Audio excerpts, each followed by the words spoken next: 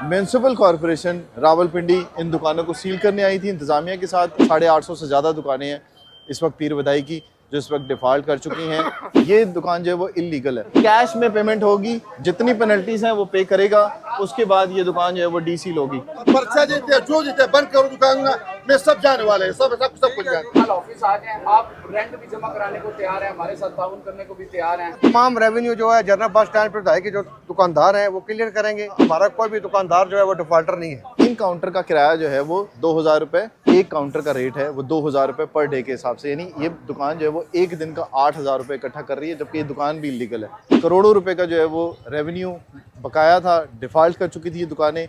98% लोग जो हैं वो बिल्कुल नीट एंड क्लीन है। तो आज का जो मामला था उसके ऊपर आपने कहा सबसे पहले आप मेरी दुकान सील करें। अगर मेरी दुकान अगर मैं करती है डिफॉल्ट करती है, हाँ। सील करें। वो ट्रांसपोर्टर भी जिन्होंने डी क्लास अड्डे बनाया है वो है इसके माशी कत्ल के जिम्मे। रेवेन्यू कम हो गया है, अच्छा। ठेका का रेट ऊपर चला गया, दुकानदारों का माशी कत्ल हो गया है, ट्रांसपोर्टरों का माशी कत्ल हो गया है।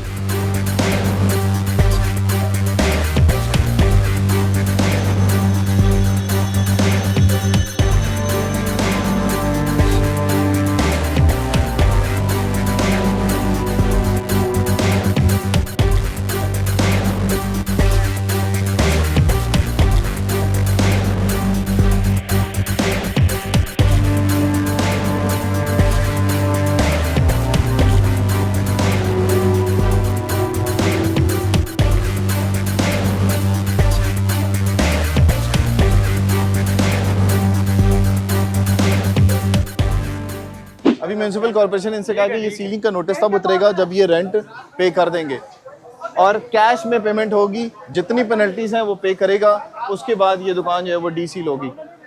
दूसरी दुकान की देखते हैं सूरत हाल।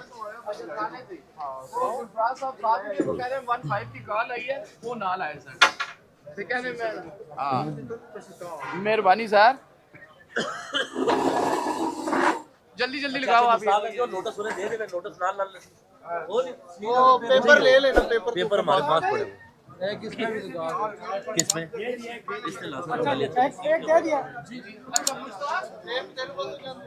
शॉप नंबर बाबर, शॉप नंबर 15 और 10 10 पीछे है ना, 15 शॉप नंबर 15 बंद करवाएं आप। 15 और 10 बस सुनो, बाबा धक्का मत दो आप। पर्चा देते हैं, जो देते हैं, बंद करो दुकान में सब जाने वाले हैं, सब कुछ जानते हैं, मैं सब जानते हैं, रूल सब जानते हैं। तो जानो ना, पैसा जमा करेगा, पैसा जमा करेगा भाई, पैसा में जमा करेगा। मैंने बोला 5 लाख साल तो दुकान का जमा किया, पीछे वाला तुम सबको बोला, इसमें लेकर मुझे तो सही मिला, और इसमें मैंने बोला जाने वाला आदमी है। कल ऑफिस आ जाए, आप रेंट भी जमा कराने को तैयार हैं, हमारे साथ ताउन करने को भी तैयार हैं। हमें भी रेंट चाहिए, ठीक है? तो हम ये आपकी खातिर, यूनियन की खातिर, आप इस ऑपरेशन को इधर ये भी डिले करते हैं कल, ठीक है? कल आप आ जाए, बैठ जाए, बकाया जात जो लोग देना चाह रहे हैं, ये लोग भी देना चाह रहे हैं, आप कह रहे हैं बाकी भी देना चाह रहे हैं, जमा कराना चाह रहे हैं, तो आ जाए, बैठ के आप बकाया जात हमें सरकारी चाहिए। मेन ऑपरेशन का मकसद है सारी तमाम जो दुकानदार हैं 14 करोड़ रुपए रेवेन्यू हमने दिया है पहले भी, ठीक है। तकरीबन 98% हमारा जो रेवेन्यू है वो अपना जो है वो जमा शुदा। 2% लोग हैं जो है वो कुछ थोड़े मसाइल लोगों के होते हैं, ठीक है। वो इंशाअल्लाह ताला तमाम रेवेन्यू जो है जनरल बस स्टैंड पर विधायक के जो दुकानदार हैं वो क्लियर करेंगे, ठीक है? चाहे वो आपके एक साल करा लेंगे या यकमुश्त जो जमा कराना चाहते हैं, कोई दोस्त जमा कराना चाहते हैं वो हम जमा करेंगे इंशाअल्लाह ताला। हमारा कोई भी दुकानदार जो है वो डिफॉल्टर नहीं है। ठीक है जी। पहले भी हमने आपके साथ कॉपरेट किया, इससे पहले भी, जिससे इमरान भाई ने बताया कि 15 करोड़ रुपया अरसा 26 साल से बकाया जाते हैं, तो वो भी हमने दिए। और इंशाल्लाह आइंदा भी जो होगा, ये छोटी मोटी इतना कोई ज़्यादा रेवेन्यू जो है ये बकाया जात नहीं है, वो भी कैलकुलेशन की गलतियाँ हैं कुछ जो लाहौर से हो रही हैं, कुछ हमारी दुकानदारों की भी कमी कोताही है। तो इंशाल्लाह हम रेवेन्यू जो है ये पैसे जमा करवाएंगे और इस मसले का हल निकालेंगे। मेरी एक अर्ज है कि जहाँ पे आप रोका इसको भी जमा करा दें। ये हमने सील अभी नहीं की, ठीक है? आपके बता रहा हूँ मैं, आपके मौजूदगी में वो वहाँ पे 10 नंबर सील है, वहाँ पे 1 नंबर सील है। ये अभी बकाया जात दे ऑफिस में, जो भी पैसे जमा कराते हैं मैं भी डीसी ये देने को तैयार है, ये देने को तैयार है, ठीक है? बाकी जो आपके हैं आप भी आ जाए, तो बाकी आप भी बैठ के वो बकाया जात क्लियर हो जाएंगे कल में। 800 से ज़्यादा दुकानें थी और वो सील होनी थी, और इसमें जो है वो लाखों रुपए जो एक दुकान का जो है वो 2-2, 3-3 लाख किसी का जो है वो 5 लाख, किसी का कुछ है वो अब बकाया था। और उसके ऊपर म्यूनसिपल कॉरपोरेशन रावलपिंडी इन दुकानों को सील करने आई थी इंतज़ामिया के साथ। और इन दुकानों को अभी 2 दुकानें सील की थी, तीसरी दुकान सील की जा रही थी। तो उस दौरान जो है वो ताजरों के नुमाइंदे यहाँ पर आए और उन्होंने ये कहा जी कि हमारे मामला जो है वो तय पा गए हैं, हम जितना जल्दी हो सके इन दुकानों का जो बकाया जात हैं, जो 2-2 सालों से, 3-3 साल से, 4-4 साल से, 5-5 साल से बकाया थे, वो बकाया जात हम कोशिश करेंगे कि जल्द से जल्द उनको अदा कर दें और गवर्नमेंट को इस हवाले से रिपोर्ट कर दें। अब मैं आपको एक चीज़ क्लियर कर दूं कि ये दुकानों को नोटिस जब आने शुरू होते हैं वो 6 महीने के बाद ही आना शुरू हो जाते हैं। और ये दुकानें डिफ़ाल्टर किस वजह से हैं? इतने सालों से किराया ना देने की वजह से, जिसके ऊपर ये नोटिस देने के बावजूद भी इन दुकानों के जो मालकान है वो किराया नहीं दे रहे थे। एक दुकान के अंदर बाहर जो है वो अगर 2 काउंटर लगे हैं तो वो 4,000 रुपये एक दिन का कमा रहा है, 3 लगे हैं तो उसका वो 6,000 रुपये एक दिन का कमा रहा है। तो आप अंदाज़ा लगाएं कि महीने के कितने पैसे बनते हैं। इसके बावजूद भी 4,000, 5,000, 7,000, 8,000, 10,000, 12,000 रुपये जो है वो किराया महीने का देना पड़ता है। इसके बावजूद भी ये दुकानदार किराया नहीं दे रहे। तो इसी वजह से 800, 850 से ज़्यादा दुकानें हैं इस वक्त पीर बधाई की जो इस वक्त डिफ़ॉल्ट कर चुकी हैं, जिनके ऊपर आज म्यूनसिपल कॉरपोरेशन एक्शन ले रही थी। इस पर आज ताजरों के नुमाइंदे आए और उन्होंने कहा कि हमें कुछ टाइम दें। तो 2 से 4 रोज़ का टाइम जो है वो दे दिया जा चुका है। CEO को रिपोर्ट दे दी गई है।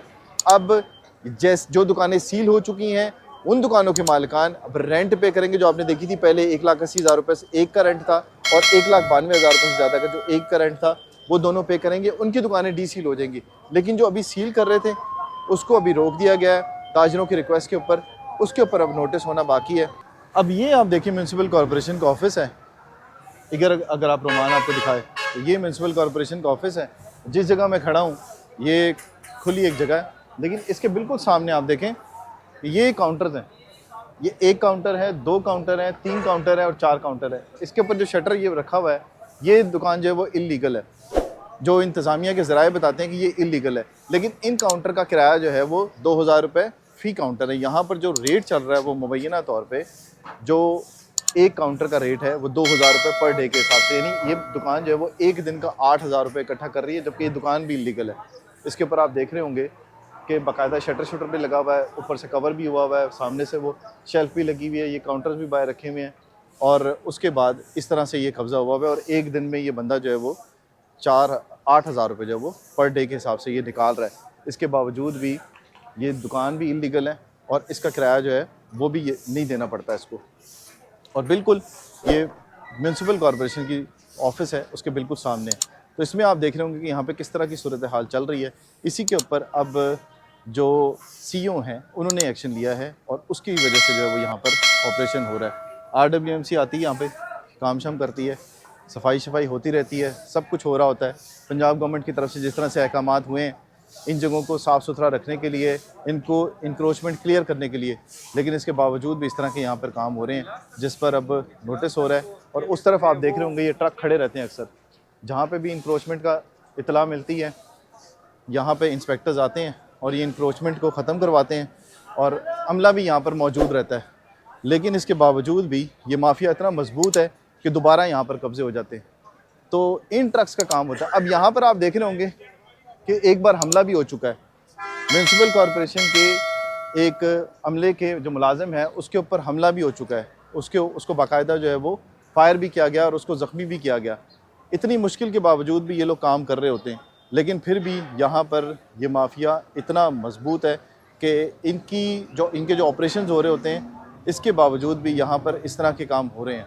तो इसके ऊपर भी सवाल तो बनता है, लेकिन इसमें जो ताजर हैं उनको भी इस चीज़ को देखना पड़ेगा कि इनके अंदर जो है ये काली भेड़ें इस तरह की जो जमा हुई हैं उनको ख़त्म करना बहुत ज़रूरी है। आज का जो ऑपरेशन था उसके अंदर पुलिस भी मौजूद थी साथ, फिर उसके बाद सिविल डिफेंस का अमला भी मौजूद था।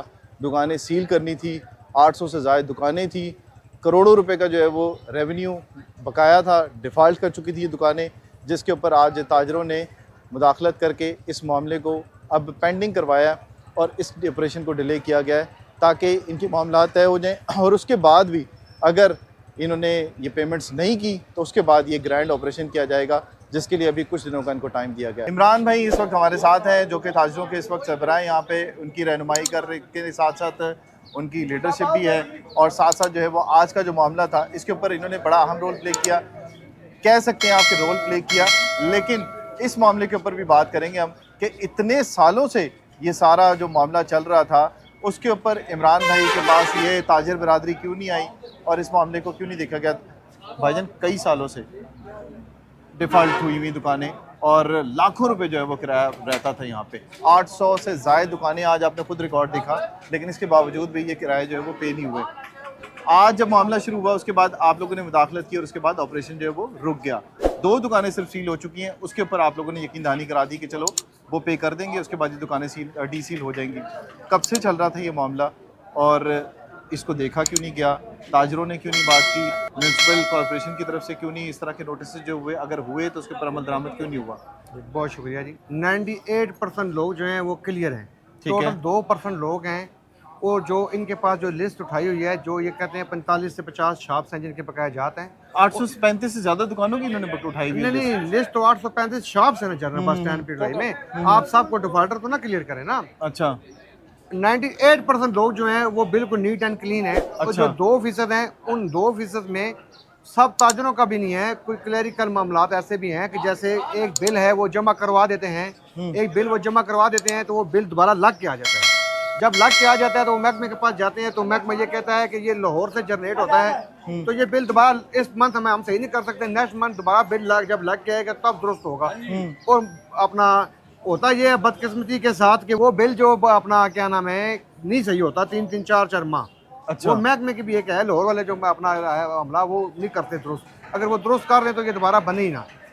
जो चंद दुकानें ऐसी हैं जिनके बकाया जाते हैं, किसी का कोर्ट केस चल रहा है, वो कोर्ट में केस है, और कुछ दुकानदार ऐसे हैं जिनकी अभी तो उनकी रीअसेसमेंट लेट हुई है, अभी लास्ट में हुई है। रीअसेसमेंट अभी उनकी लास्ट में हुई है, इसलिए उनका ये एकदम बढ़ गया है। वो एक ऐसी चीज़ है कि जो आपको मैं समझाता हूँ कि जिस दुकान का किराया पहले था 3,3200, अच्छा, या साल में 2400 रुपये था, अब उनका दुकानदार का किराया हो गया है एकदम असेसमेंट कमेटी वाले ने 13 से 14,000 रुपये कर दिया। ठीक हो गया। और वो 13-14,000 जो उन्होंने किया है ना, वो असेसमेंट तो अभी की है, लेकिन उन्होंने बोला ये नाफज 2023 से ये नाफज होगी, 2023 से ये नाफज होगी, तो इसलिए उनका ये किराया एकदम यकमुश्त दुकानदारों के ऊपर बोझ पड़ गया। रीअसेसमेंट हुई है उस पर कोई नोटिस नहीं हुआ?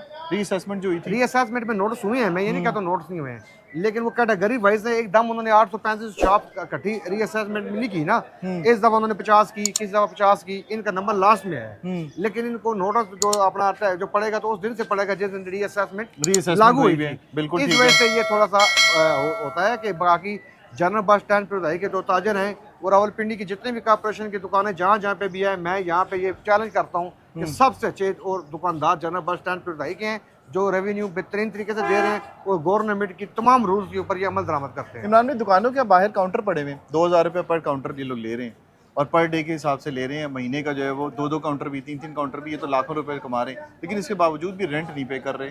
इसके ऊपर अभी देखें, आप बार बार तो नहीं आएंगे, बार बार तो नहीं लड़ेंगे इनके साथ, बार बार तो नहीं इनकी आप नुमाइंदगी कर सकते, बार बार इनके पीछे नहीं जा सकते, तो इनको खुद समझना चाहिए इस चीज़ को। असल में जहाँ तक मैं ये बताता हूँ ना, कुछ चीज़ें होती हैं ज़ुबान ज़द-ए-आम हो गई हैं, मशहूर हो गई हैं, मशहूर हो गई हैं। एक मेरी यहाँ पे 2 दुकानें हैं, वो मुझे एक शख्स कहता है कि जी वो आपकी करोड़ों रुपए की दुकानें हैं और आप वहाँ से महीने का 3-3 लाख 4-4 लाख रुपया किराया लेते हैं। मैं कहा मतलब कितने करोड़ की दुकान होगी? लेकिन आज का जो मामला था उसके ऊपर आपने कहा सबसे पहले आप मेरी दुकान सील करें, अगर मेरी दुकान अगर मैं करती है डिफॉल्ट करती है सील करें।